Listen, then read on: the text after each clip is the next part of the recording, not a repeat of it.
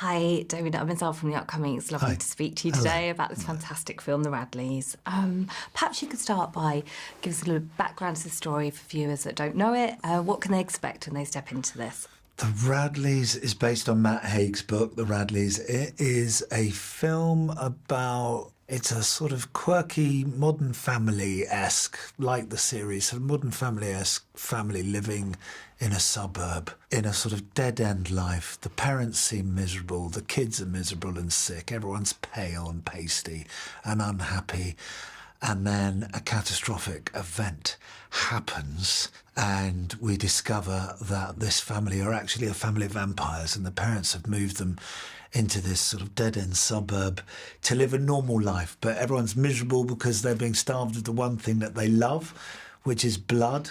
As they're vampires, that's really their oxygen. And so starts a spiralling, chaotic adventure of carnage as this event needs clearing up. The hedonistic, wicked twin brother of Peter, the dad, is called in. The wicked uncle is called in, who is a confirmed hedonist, night-living, immortal, blood-sucking vampire called Will. And he comes in, he sorts everything out, but spreads chaos at the same time as everyone is revealed individually to their darker selves. And so it's a sort of comedy drama about a family learning to be them true selves, be their true selves in some way. And it's a bit of an adventure along the way. I think, like you say, it starts off kind of as a bit of a family sitcom. You think Modern Family, you think Breeders as well, Yeah. you know, all these things. And then suddenly it's completely unexpected, the turn it takes. What was that about the script that you really liked and wanted to climb on board then? Well, Eros, I'd worked with Eros Lynn, the director, on a film called Dream Horse a couple of years ago, and he asked me to do this. I was interested because he asked me to play two roles. I thought that would be interesting, playing the sort of dark and light of a character, which is essentially what it is. Will, the wicked uncle and confirmed committed vampire, is the dark side of Peter, who's an abstaining, sort of in Vampires Anonymous, if you like, trying to not to succumb to his addiction, but he's miserable as a result. I like the mixed messaging. Essentially, it seems to be saying, suck blood, kids, and you'll be happy. But only to a point, because in the end, it will destroy you. So I like the sort of slightly wicked, comedic take on that, which is in Matt Haig's book. And I like the comedic setup, the premise that there's this family. I mean, you know, if you've family next to you and then wherever you live, you know, just next door were a group of abstaining vampires. I quite like that idea. I suppose the secret, actually, this is where there's a darkness in the movie, which I also quite like. You know, they've got a dark secret, so the family living next to you could be anything, you know, hidden. And that's what they're trying to live with, but they're miserable.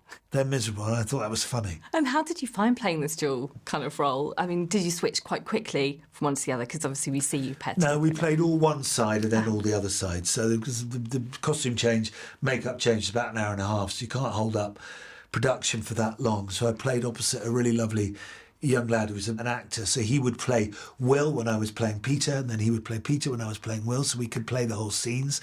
And then, of course, I'd change, and then he would change, and then the two sides of me finally put together with, you know, the magic of post-production smoke and mirrors and a bit of sticky tape.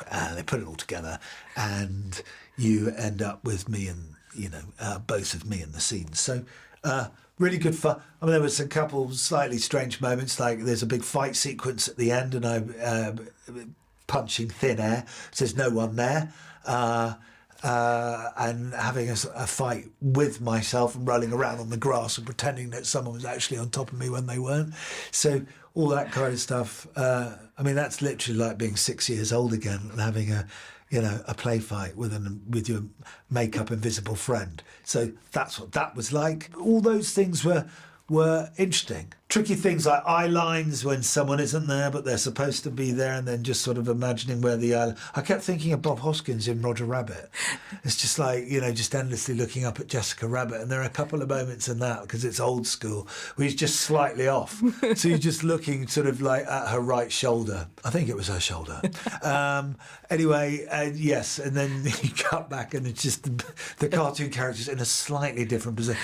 Anyway... Bob Hoskins could do no wrong in my book, because I loved him.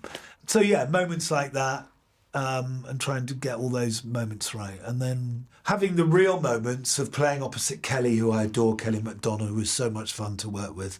Being Pete, who's the repressed family man in a crumbling marriage, convinced that, she no longer loves him, and he's trying to put that back together, thinks this is the right way to be, living this boring life with, I suppose, supplement blood, substitute for whatever you want, you can't have a whiskey anymore, So it's like being on a really bad diet, how boring it is being on a diet and you're miserable, convincing yourself, I feel much better. You're not, you're having a horrible time.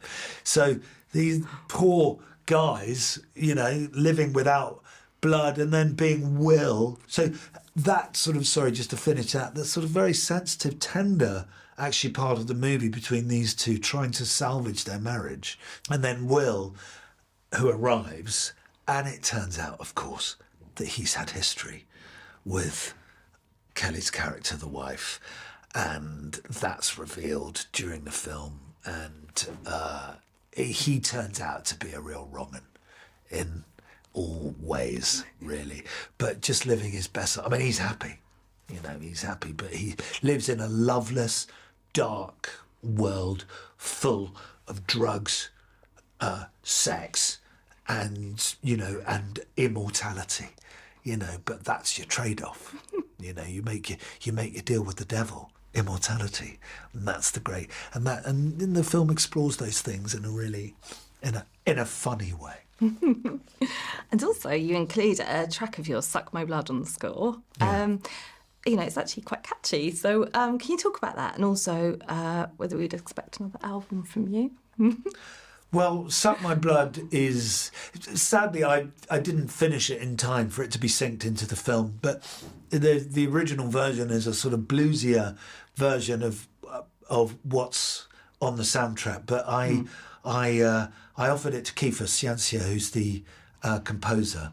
And, he's done lots of fantastic things like the early True Detective series and stuff like that. So I just said, look, probably the way I've written it doesn't necessarily fit sonically with what you've done, because there's a lot of sort of delicate electronic sounds in it.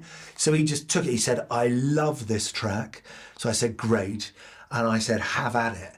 And then he just transformed it into this banging electronic dance track, which I love, because I would never have written that myself. And it was just been a really fun exercise in just a really good, fun example of what it's like. You write the lyrics, the melody, the structure of the song. You ask a producer, so what do you hear? And he just heard this dance track, and then he played around with tempos within it. I mean, I loved it. I loved working with him. It was really fun, and we sent it back and forth. And then I got into it and said, well, try this and one about that, and let's get some, some old school 90s, sort of bouncy house in it. And then, but it was him just hearing something, and which I love, because I would never have written that song like that. And obviously, you also executive produce this as well. Do you think sort of having a family with teenage girls kind of help kind of shape that story for you as well, and be quite immersed in the whole sort of sequence of it? Yeah, I mean, I think, fiction is always fiction. It's never quite the same as, your own family life. But yes, I do have 2 teenage children, but we're not vampires.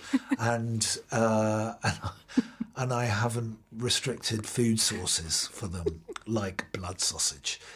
Should they want blood sausage, they can have it. So everyone is healthier in my household. The family dynamic is familiar in some ways, but that's where similarities end, really. It is, by its nature, by its definition, a fantasy, because they're vampires. But what I love about the film and about Matt's book is essentially he's saying you could come and watch this as a sort of drama comedy about a family just all coming to terms with each other when something extraordinary happens to that family. And it just happens to be that the daughter is groped in the woods and then eats the boy who has attacked her and comes home slightly confused because her parents have kept it a secret from their children that they are a family of vampires. So she kills this boy, sucks his blood, and then comes and goes, and I've got something to tell you. Something quite weird just happened. So I think as a premise, I think that's funny. And that's really why, largely a part why I signed up for it. Oh, thank you so much for speaking to me about it. It's fantastic. I'm sure viewers will love it as much as me. Thank you so much, Damian. Pleasure. Thank you. Pleasure. Nice to meet you.